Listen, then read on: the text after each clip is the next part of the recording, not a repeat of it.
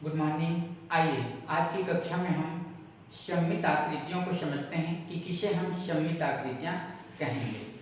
तो सममित आकृतियां हम किसे कहेंगे समझ लेते हैं। किसी आकृति को किसी रेखा पर मोड़ने पर, किसी आकृति को, या हमारे पास आकृति है, किसी रेखा, मान लो इस रेखा पर हम इसे मोड़ रहे हैं, तो दोनों भाग एक दूसरे को अगर ढक ले रहे हैं तो वह आकृति सममित आकृति है। इस रेखा के सापेक्ष, जिसे हम सममित अक्ष कहते हैं, यह आकृति एक सममित आकृति है। ठीक है। अगला या हम क्या कह सकते हैं, इसी रेखा पर अगर हमने इस रेखा जो हमने खींचा है, इस रेखा पर अगर हम एक समतल दर्पण रख देते हैं, इस रेखा पर अगर हम इस तरह से समतल दर्पण रख देते हैं और जो आकृति है उसका जो दिखने वाला भाग है, दिखाई दे रहा भाग है, आकृति के छिपे हुए के बराबर है, एकदम बराबर है, तो भी वह आकृति एक सममित आकृति है।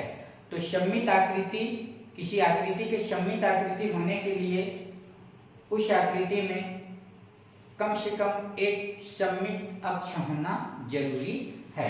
तो जैसे मैंने बताया, अगर इस रेखा पर इस आकृति को मोड़ते हैं और दोनों भाग एक दूसरे को ढक लेते हैं तो हम मानते हैं कि यह एक सममित आकृति है।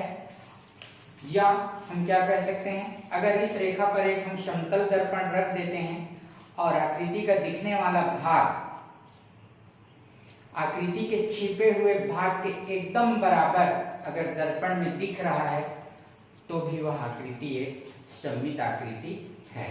तो इसे हम और इसे समझ सकते हैं। जैसे देखिए, यह एक त्रिभुज है और इस त्रिभुज में हमने एक रेखा खींची है। अब आप बताइए, जैसे यह त्रिभुज मैंने लिया है, अब इस त्रिभुज के बीचों बीच हमने एक रेखा खींची है और इस रेखा पर इस त्रिभुज को हम मोड़कर देख रहे हैं। हमने क्या देखा कि आकृति के दोनों भाग एक दूसरे को पूरी तरह से ढक लिए। अगर ढक लिए तो यह जो रेखा है इसे हम कहेंगे सममित अक्ष, और यह जो आकृति होगी यह जो है सममित अक्ष, और यह जो आकृति होगी वह होगी सममित आकृति। तो इस तरह से यह त्रिभुज इस अक्ष के सापेक्ष एक सममित आकृति है। हम एक वर्ग ले लेते हैं, यह एक वर्ग है और यहाँ भी हमने वर्ग बनाए हैं। अब इस वर्ग के बीचे बीच हम एक रेखा खींचते हैं और इस रेखा पर इस आकृति को हम ढक कर देखते हैं, मोड़ कर देखते हैं। हमने मोड़ा, मोड़ने पर हमने पाया कि आकृति के दोनों भाग एक दूसरे को परस्पर ढक लिए हैं, अर्थात इस रेखा पर, इस अक्ष पर यह एक सममित आकृति है। अगर हम इसे ऐसे अभी मोड़े थे, अगर ऐसे मोड़कर देखते हैं इस तरह से, तो ऐसे मोड़ने पर भी हमने पाया कि एक दूसरे को पूरी तरह से जो दोनों भाग हैं ढक लिए, तो इस अक्ष पर भी यह एक सममित आकृति है। और भी सममित आकृतियां उसे हम बाद में देखेंगे। आगे हम आयत पर चलते हैं। यह आयत, और इस आयत को हम इस रेखा पर मोड़ कर देखते हैं। हमने मोड़ लिया और मोड़ने पर पाया कि दोनों भाग एक दूसरे को परस्पर ढक लिए हैं, अर्थात इस रेखा, यह जो रेखा है वह सममित अक्ष है और उसके सापेक्ष यह आकृति एक सममित आकृति है। अगर मैं इसको इस तरह से मोड़ूं तो यह भी दोनों भाग एक दूसरे को ढक लिए, अर्थात यहाँ भी यह एक सममित अक्ष है और यह आकृति सममित है इस रेखा के साथ। अब मैं लेता हूं एक वृत्त, यह वृत्त हो गया और वृत्त को भी हम इसके इस तरह से रेखा खींचते हैं ये, और यहाँ हम मोड़ कर देखते हैं। हमने क्या पाया कि दोनों भाग एक दूसरे को परस्पर ढक लिए और इसलिए यह सममित आकृति है।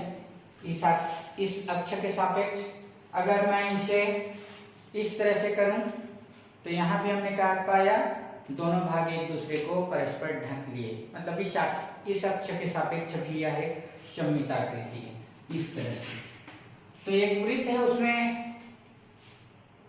अनंत सममित अक्ष होते हैं और इसमें यह मुड़ते नहीं बनेगा, लेकिन इसमें अगर इस बिंदु से चलते हुए बहुत सारी रेखाएं खींची जा सकती हैं और वे सभी सममित अक्ष होंगे और यह आकृति उन अक्षों पर सममित आकृति होगी। तो यह हुआ सममित आकृतियां कि हम सममित आकृतियां किसे कहेंगे।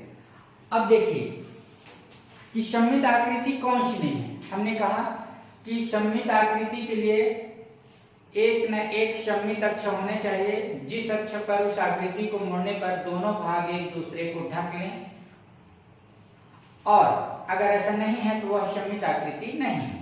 अब इस आम को लेते हैं। इस आम को मैं इस तरह से रेखा खींचकर मोड़ता हूं, यह मैंने मोड़ दिया, और आप देखेंगे कि जो आम का जो भाग है वो एक दूसरे को नहीं ढक रहा है, मतलब यह जो रेखा है यह सममित अक्ष नहीं है और इस रेखा के सापेक्ष यह सममित आकृति नहीं है। अब मैं इस आम को इस रेखा पर मोड़ कर देखता हूँ। यहाँ भी मोड़ने पर मैंने क्या पाया कि जो दोनों भाग हैं वह एक दूसरे को बिल्कुल भी नहीं ढक रहे हैं, अर्थात इस अक्ष पर भी यह एक सममित आकृति नहीं है, और चूंकि इसमें एक भी सममित अक्ष नहीं है इसलिए यह जो आकृति है, यह आम है, वह एक सममित आकृति नहीं है। तो सममित आकृति होने के लिए सबसे जरूरी चीज कि उस आकृति में कम से कम एक सममित अक्ष होना चाहिए, जिस पर उसे मोड़ने पर दोनों भाग एक दूसरे को परस्पर ढकें। क्योंकि इसमें इस आकृति में एक भी सममित अक्ष नहीं है जिस पर इसे मोड़ा जा सके और मोड़ने पर एक दूसरे को ढकें, और इसलिए यह जो आकृति है वह सममित आकृति नहीं है। तो यह हुआ हमारा सममित आकृति।